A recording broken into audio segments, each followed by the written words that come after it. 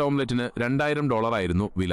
ഒരു പെൺകുട്ടി സ്പൂൺ എടുത്ത് രുചിച്ചു നോക്കി. ഇത് യഥാർത്ഥ മുട്ടയല്ലെന്ന് അവൾക്ക് മനസ്സിലായി. ജാക്ക് അത് രുചിച്ചു നോക്കിയപ്പോൾ ആ വിഭവം മാമ്പഴനീരും തണുത്ത തേങ്ങാപ്പാലും കൊണ്ടാണ് ഉണ്ടാക്കിയതെന്ന് മനസ്സിലായി. അടുത്ത വിഭവം ഇതിലും വിചിത്രമായിരുന്നു. അതൊരു ചെടിച്ചട്ടി പോലെ തോന്നിപ്പിച്ചു. അവർ അത്ഭുതപ്പെട്ടപ്പോൾ റെസ്റ്റോറന്റ് മാനേജർ വന്നു പറഞ്ഞു, ഇതൊരു പച്ചക്കറി സാലഡാണെന്നും അതിന്റെ എല്ലാ ഭാഗവും ഭക്ഷ്യയോഗ്യമാണെന്നും അവർ പറഞ്ഞു. അവരുടെ ശബ്ദത്തിൽ അഭിമാനവും അഹങ്കാരവും നിറഞ്ഞിരുന്നു. അത് കണ്ട ജാക്കിന് ദേഷ്യം വന്നു. അയാൾ സാലഡ് എടുത്ത് അടുക്കളയിലേക്ക് പോയി. താനിവിടെ ഭക്ഷണം കഴിക്കാനാണ് വന്നതെന്നും മാന്ത്രിക വിദ്യകൾ കാണാനല്ലെന്നും അയാൾ ജിമ്മിനോട് പറഞ്ഞു. ജിമ്മിന് ദേഷ്യം വന്നില്ല. പകരം അയാൾ ഒരു ബീഫിന്റെ ഒരു കഷണം പുറത്തെടുത്ത് ജാക്കിന് ഒരു വെല്ലുവിളി നൽകി.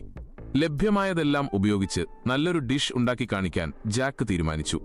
അയാൾ ഒരു കത്തിയെടുത്ത് ചീര ചെറുതായി അരിഞ്ഞു. എന്നിട്ട് ചീര ചൂടുള്ള എണ്ണയിലിട്ടു. അയാൾ വേഗത്തിൽ ബീഫ് നേരിയ കഷണങ്ങളായി മുറിച്ചു. അയാൾ ബീഫ് ഗ്രിൽ ചെയ്തു. എന്നിട്ട് ഉയർന്ന തീയിൽ വേഗത്തിൽ വറുത്തു. മറ്റ് മസാലകൾ എന്നിവ ചേർത്തു. അധികം വൈകാതെ സ്വാദിഷ്ടമായ ഒരു വിഭവം തയ്യാറായി.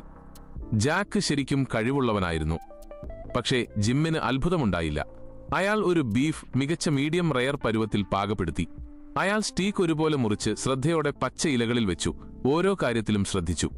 അയാൾ ബീഫ് കുറഞ്ഞ താപനിലയിൽ 30 മിനിറ്റ് പുകച്ചു.